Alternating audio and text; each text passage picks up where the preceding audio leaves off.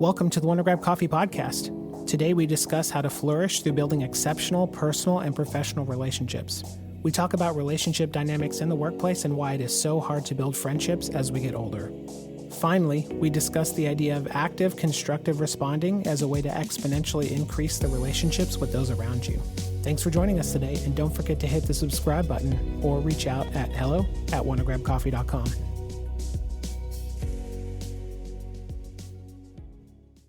What's up, guys? Hey, what's going on, Charles? Hey, how's it going? Pretty good, really, because I'm here with you all. Yeah, I've been looking forward to this all week. Yeah, I know it's been a challenge kind of scheduling things, but you two are, really important to me in my life. But I'm glad we're making this work, even though we've got kids doing virtual schooling.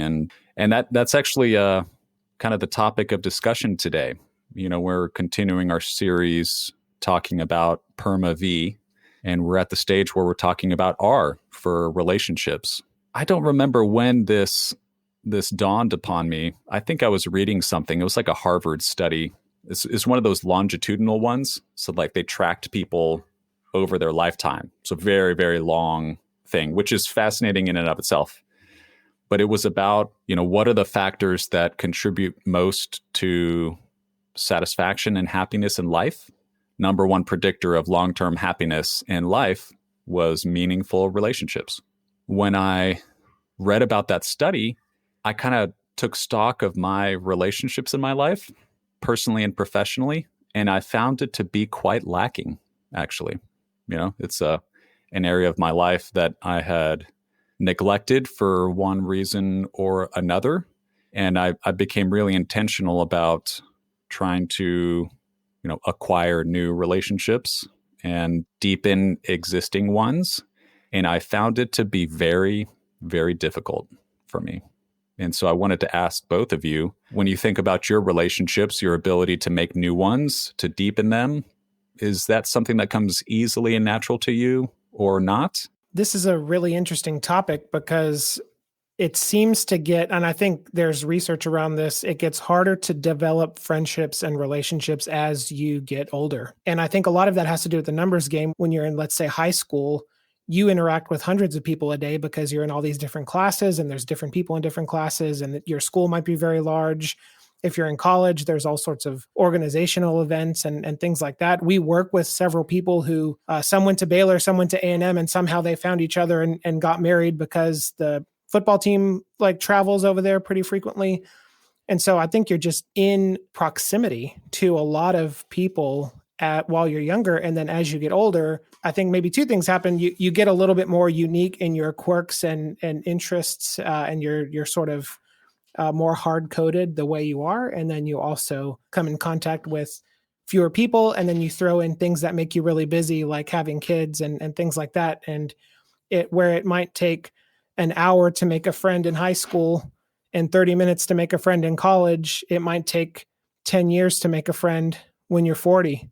And so, yeah, I think that's a really interesting point. But if you flip it on the other end of that coin, how many people do you know from high school and college that you haven't talked to since? And you would have considered them friends, maybe even best friends in those periods in your life. But that proximity effect is really the only thing that you shared in common that kept you close. When you went apart, you went your separate ways, the relationship kind of fell off. And so I would say for me personally, I think that I can connect with people quickly, especially in a work setting. I don't know, though, how quickly I can develop new friendships. That's a little bit different. Can I ask a follow-up question, Robert? Yeah, sure. I think it's because you said you're an extrovert, right? I am. Self-proclaimed extrovert. Well, I guess quantitatively proclaimed. That's what all the tests tell me, but yes. Both self-proclaimed and quantitatively, objectively determined to be extrovert. Yes. My intuition is that extroversion and introversion has something to do with being able to acquire and deepen relationships. Do you have a reaction to that? Do you think it makes it easier or difficult? Does it not apply? Well, that's a good question. So my wife's introverted and she has probably just as many close friends, if not more, than I do. She builds fewer, deeper relationships. I build broader, more shallow relationships. I'm not saying that in a bad way. It's just she's got friends that they can pick up right where they left off after years. I think extroversion and introversion has more to do with your energy levels when you're in a group of people. I love being in a group of people. I love being on stage in front of people. I like attention being directed towards me. Diana's the opposite way, but I don't think that really has a bearing on building friendships unless you're so introverted that you avoid the kind of gatherings where you might go to meet people. I don't think you're predisposed to make or lose more or less friends depending on how you're wired, but I'm curious what y'all think about that because I'm actually not sure. I think my experience is very similar to Robert's in the sense that I'm both a self-proclaimed and a quantifiably proclaimed extrovert. I do think it's easier for me to approach people. Like, I don't have reservations about that. And then I also think that having some of those, you signal extroversion, whether you like it or not. And those signals can help make you seem more approachable. That's not reality. Doesn't mean you're more approachable than somebody who's introverted. I don't think that actually matters, but you seem more approachable. And so people might approach you more. And so it gives you more opportunities, gives you more collisions to develop new relationships. And so I think that's an advantage that you might have. And I think in my experience also, I think there is a depth thing too, right? Because, let's say that you are concentrating on a lot of relationships. To me, relationships are, they're very complicated, but at the simplest level, it's the time you spend with another person one-on-one. And it's through that one-on-one interaction that you build the relationship or you experience the relationship.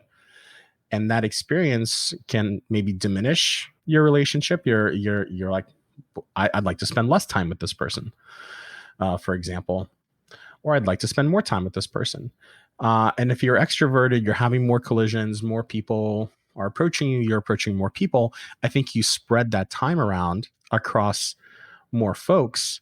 And so that's why you may not, I don't think it's an ability to build deeper relationships. I think it's a time factor. Well, and to add to that, I think you're absolutely right. When you're in other situations when you're younger, like school and sports and things like that, the relationship building is sort of facilitated in a way. That's right. It's encouraged. And when you get into the professional environment, you have to select into those things. There's not as much opportunity or propaganda around for joining different groups and things like that. You're kind of left to your own devices at that point.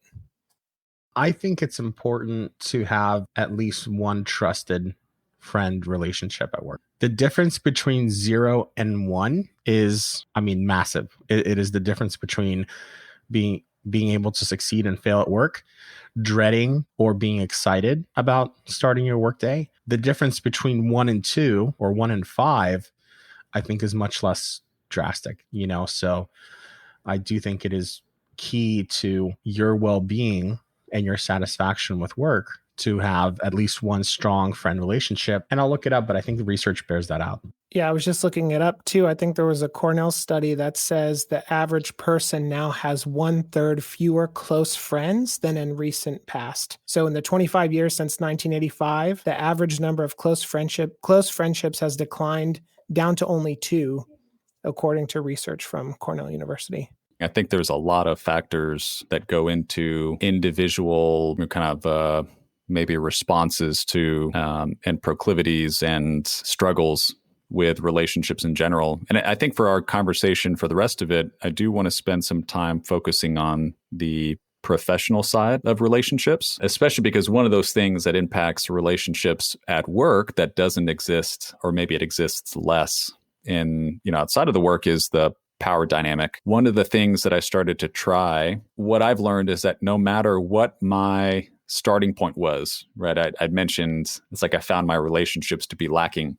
And I am not a self-proclaimed or quantifiably, objectively confirmed to be extrovert. I'm an introvert. I know, and I have proof that I can make and deepen friendships. That's without a doubt. No matter where you are, there are things that you can do to build new ones and to deepen existing relationships. And I want to explore that a little bit with you all. I think the first strategy that I employed, besides the courage piece, because I actually set a goal. Like there's one year when I set a goal for myself that I was going to build, but I was going to find new friends, like just acquire new relationships. The first strategy was to be vulnerable, to actually put myself out there and say, I am actually trying to make new friends, as silly as that sounds. That worked pretty well outside of work, because it's easy, because you're kind of on a level playing field. I think everybody feels what you felt, Robert, where it's difficult as you get later on into life to have those collisions and that facilitated introduction to people. Vulnerability, though, at work, it didn't, it had some other positive effects, but it wasn't the right strategy for me when it came down to building new relationships at work. And what I think I found is that the reason why it didn't work is because there's a massive power dynamic at play at work. I'm a vice president, and I talk to, because we're such a transparent, flat organization, in a given day, week, I could talk to people who just joined right out of college. I could talk to managers who were, 5 years my junior. I could talk to senior VPs who are 10 years my senior, and everything in between. Whether we like it or not, that power dynamic is at play. And I think that's why a lot of times I'll hear people say, hey, I have enough friends outside of work. I don't need friends at work. But people at work will just stay coworkers, and that's it. Have you all heard that from your teams? And do you think that's a bad thing? Is that a good thing? Is that the right approach? I've seen it, and I've felt that tension. I'm still really split. I have definitely been friends with people that have reported to me, and I've been friends with people who I've reported to. And there's pros and cons to that. And I think you have to be very good at compartmentalizing and not taking things personally. But my perception is that at the highest level of a relationship, whether it's personal or professional, that person, you should have a trusted advisor relationship with that person that cuts both ways. And so let's say you're working for somebody, they're your boss, but you're also friends outside of work. It's very easy, if you don't manage that and compartmentalize things in that relationship, to either take advantage or be taken advantage of. And also on the other side, there's an external perception. Hey, those two are buddies. Igor will never get in trouble, no matter what happens. And whether that's true or not, sometimes having those close relationships can definitely bring out those feelings in others. And so it's something that you have to tread with a lot of nuance. And I think for some people, they would much rather draw a line and say, I don't want to do that. Like, I don't want to spend a lot of energy managing that nuance. And I would much rather, spend my energy somewhere else. So that maybe answers the question around, can you be friends, or should you be friends in a work environment where there's a power imbalance, right? Where one person reports to the other. And then the other question, which I think is maybe a little bit more clear to me, is should you have friends at work? Like, is it okay to say, I don't want to have friends at work? Are you going to be as successful and as happy and make as much progress in your job if you only have non-job friends? And I think the answer to that question to me is no. A lot of my energy and a lot of my success at work has come from really strong relationships. And a lot of times those relationships tended to be peer relationships. And sometimes things shift here and there. Somebody gets promoted a little bit earlier or whatever, but it's still like kind of close enough where it's not like a huge difference. I think most of my successful relationships have been peer friendships at work. And I do think that you should develop friendships at work.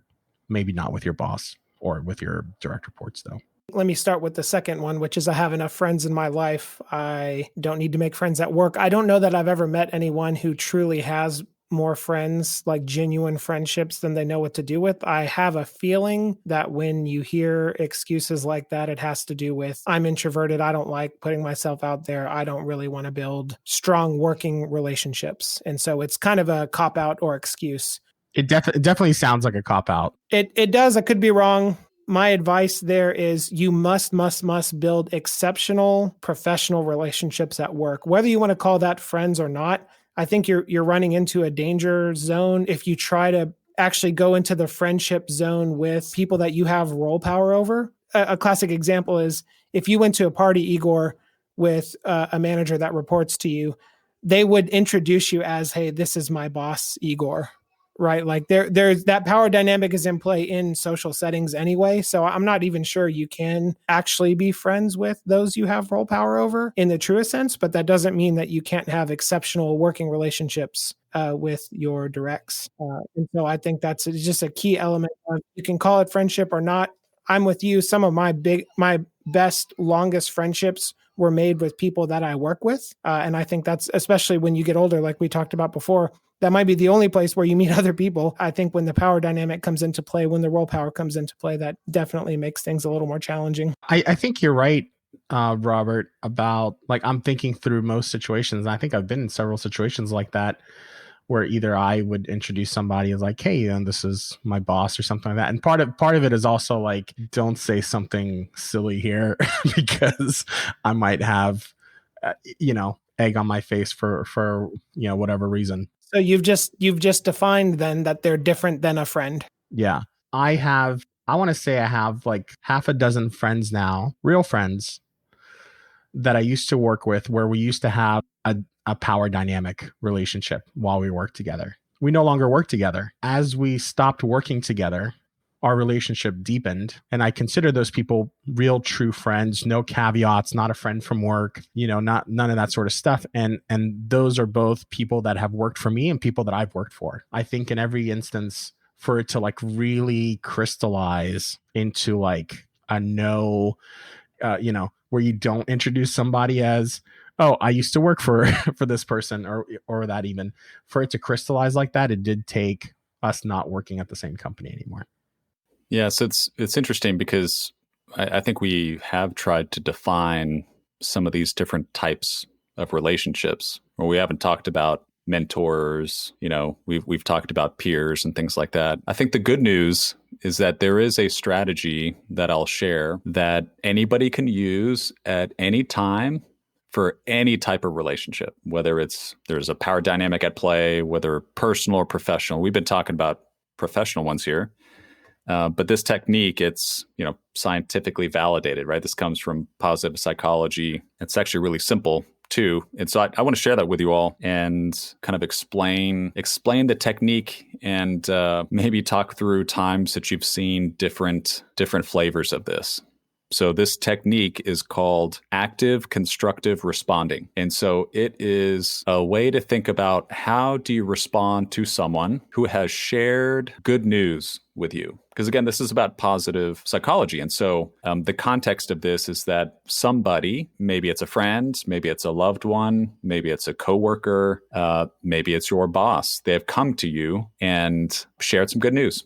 And the research shows that people tend to respond in one of four ways. And you can think of this like a 2x2, like a matrix, 4 quadrants sort of thing. And the axes, one of the axes is passive or active. And the other axis is constructive and destructive. And so in the top right, which is where everybody wants to strive whenever you talk about a matrix, that's where active constructive responding lies.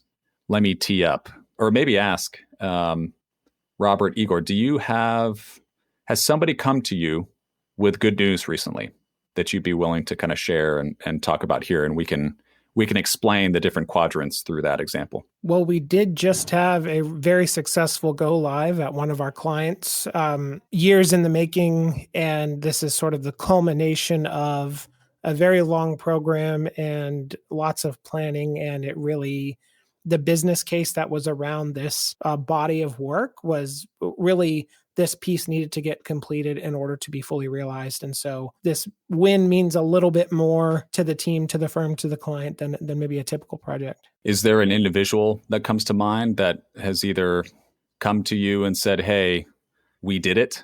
Like we made it. We finished all of this years of work. Yeah. The manager on the project has been with it since the beginning. Okay. All right. So somebody who's been there from the beginning, has invested a lot of time and energy, comes to you, Robert, and says, hey, man, we did it. We got it across the finish line. We did what we said we would do, got all of these benefits, et cetera, et cetera. Okay.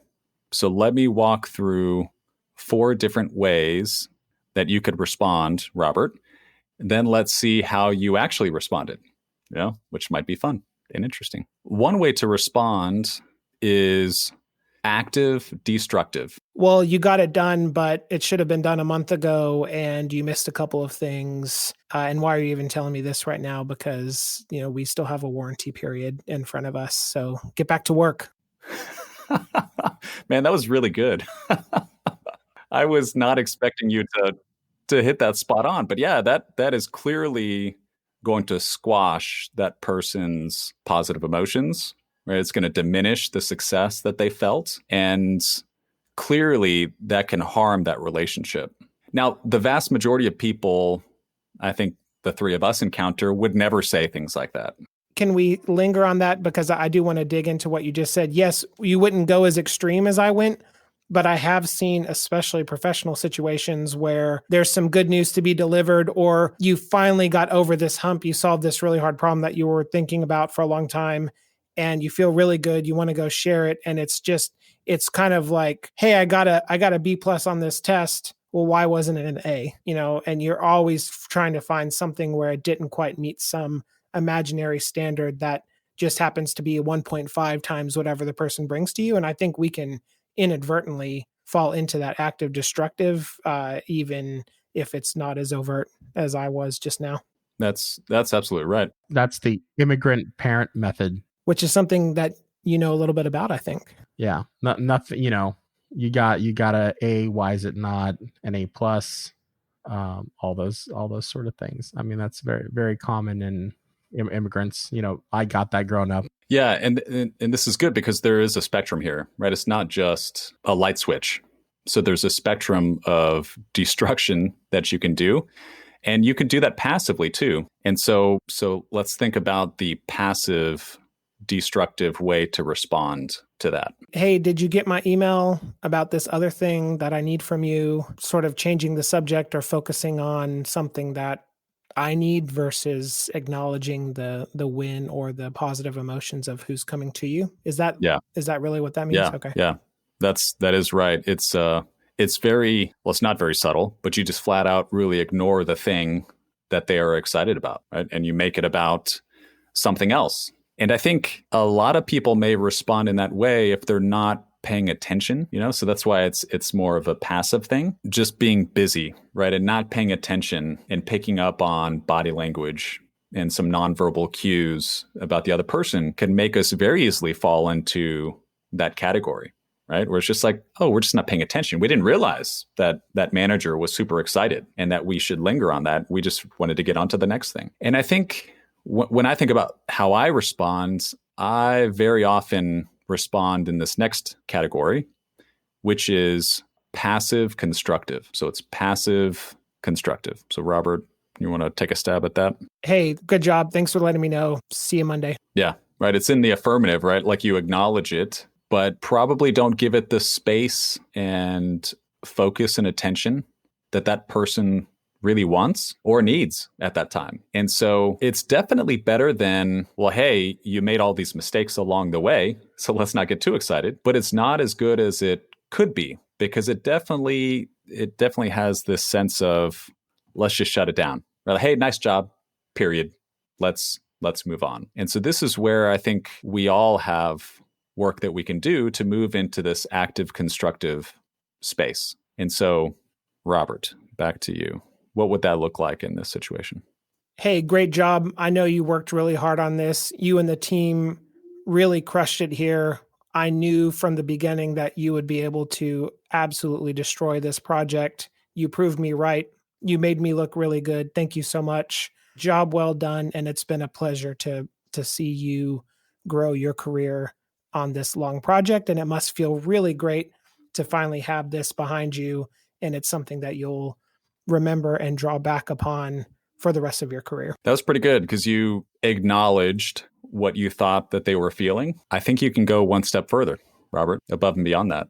Well, good. I do want to hear that because what I just said was roughly the conversation that I had. So that was how I responded, which in the world of spectrum, and as we're talking about this is really helpful.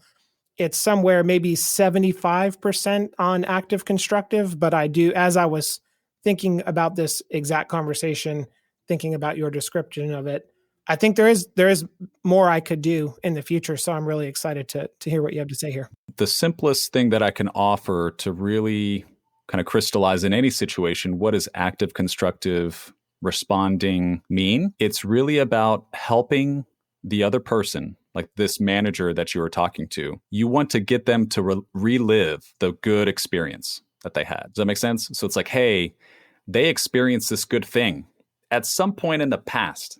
And then they're like, oh gosh, I need to go tell Robert this. So they come to you and they share a little bit, right? It's like, man, it feels really good to get this across the finish line. And so our job in that situation, if we are active constructive responding, is to encourage the other to relive the experience, right? So that they can experience all those positive emotions again. Igor, you've been listening to Robert kind of chime in on these different things. Where would you say you fall in terms of how you typically respond when somebody comes to you with some good news? I think that 80% of the time, I probably respond with the third one. I acknowledge and congratulate the effort. I think that, maybe the other 19% of the time, it's the second method. And it's usually if I'm under stress, I might just move on to the topic that I need to have covered. And pretty rarely, probably the 1%, I'll go deeper into the discussion and kind of ask them to relive the moment. I can't remember the last time that I went for method one. I have done it. It's been a long time. So pretty squarely in number 3. Yeah, I think I'd be curious is to get y'all's thoughts. But when I came across this technique, it was really clear where I fell. And I think like you, Igor, it's in that passive constructive response. But when I realized that I responded in that way across pretty much all of my relationships, with my kids, even with friends and family, in addition to coworkers. And it was really illuminating that this thing helped me to see how I responded in my relationships, but then also gave me a really practical tip for how to improve all relationships. Like even with my kids, it's like they were excited about something. It's like, tell me more. Really, how did it feel? What did you really like about that? And so it's I think there is a lesson to be learned that this is a technique that can improve all relationships, but it requires us though to, in the moment, recognize that we have an opportunity to deepen the relationship. Because when we are stressed and when we are busy and frantic, overwhelmed, it's easy to miss out on those opportunities and just think about, what do I need in this moment? Well, I need to get this thing off my plate, or I need to get this team member to focus on the next thing. So as leaders, I think that's our call to action, right? It's like we have to be mindful of these opportunities to deepen relationships. Can I bring everything together? Because I really like where you're going with this. Yeah. So early on, we talked about building friendships. Part of the reason I think it's also hard to build friendships is if you think of it like a game of tennis, like when I played tennis in school, it was you're warming up, you had this idea of a courtesy feed and a courtesy return. So if I'm playing with Igor, I would just kind of dink the ball over to you to get it started. You would dink it back, and then the game's on. And that way the ball's kind of moving and you're settled in a little bit before you start playing. I think there's an effectiveness issue with building friends where there's a ladder of things that needs to happen. And if you miss a rung of the ladder, the ability to cement a friendship early on falls apart. And I think if you are working towards friendship, but there's a lack of effectiveness around becoming friends, building a friendship, the thing will just fall apart. It'll wither and die. So what we're talking about here is, and you hear this all the time when it comes to building relationships, advice around it is make the other person feel important, let the other person talk, ask questions. The smarter you make them feel, the better you make them feel, the better they think about you. And so when you're responding to good news in this positive psychology way that we just talked, that is an opportunity to go one rung up that ladder, or to feed the ball back over in this game of friendship tennis that we're analogizing here. And so, yeah, for sure. And I'm thinking of three things, right? One is in a professional setting, you want to build great relationships with the people you work with, especially those that report to you. And so you want the people that report to you to want to do a good job. That just makes sense. And so the more that you encourage and give that positive feedback when things go well, the more likely you are to get those behaviors in the future. So I love that. Second is with personal relationships. It's just a way to deepen the intimacy and trust and the personality of the relationship when you show genuine present interest in another person. Olivia Fox Cabani wrote a really good book called The Charisma Myth, where she outlines, hey, if you want charisma, I broke that down into 3 constituent parts: presence, power, and warmth. And a lot of presence and a lot of warmth go into what we just talked about. And then third, I'm thinking about my kids, and all too often you can look at something and remember when your kids were really, really small and they like lifted their head up and you thought it was such a big deal. They held their head up for 10 seconds and then they took a couple of steps. It's like you can really get lost. It can go over your head how big of an accomplishment some of these things are. And so stopping in the moment and being present and acknowledging those things, I think, are really great things to do. And this one skill can rapidly improve your relationships across every facet of life. And there's very few things in life that apply tricks, tips, techniques, hacks, whatever you want to call it, skills, behaviors that apply unilaterally across every aspect of life. So what I'd love to get into now is what are some practical things we could do to improve this skill so that we can grow all of our relationships everywhere. And I love that. That was a great summary. Yeah. I think for me, it boils down to, we could all probably come up with a pretty standard list of questions, right, that we can ask the other in these interactions. Tell me more about how it felt when such and such happened. Right? It's like, where were you? It's like, were you in the office? Were you in your house? Tell me about it. Were you out and about? Why do you think the thing was so successful, right? Getting them to reflect upon what was their contribution to whatever the positive event or situation it was. I think that's what comes to mind. Is there's probably just a basic set of questions that we can ask in those moments that really gives the other person permission to relive that experience, and maybe it's okay to say, hey, and this is my experience when I've tried this.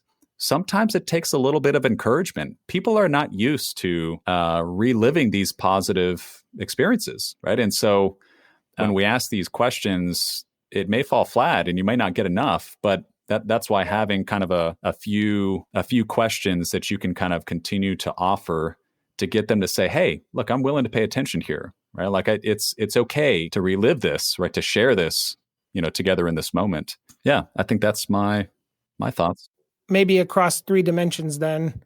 There's time. So how do you see this playing out in the future for benefit? Or what are the things that you were most worried about that you overcame, right? So think about a time dimension. You could also think about like a people dimension. This is a really great accomplishment. Who helped you get there? Who are you most proud of? Who were you missing that you had to cover for? Those kind of things. Or you could think of like high level, low level, right? Depending on who you're talking to.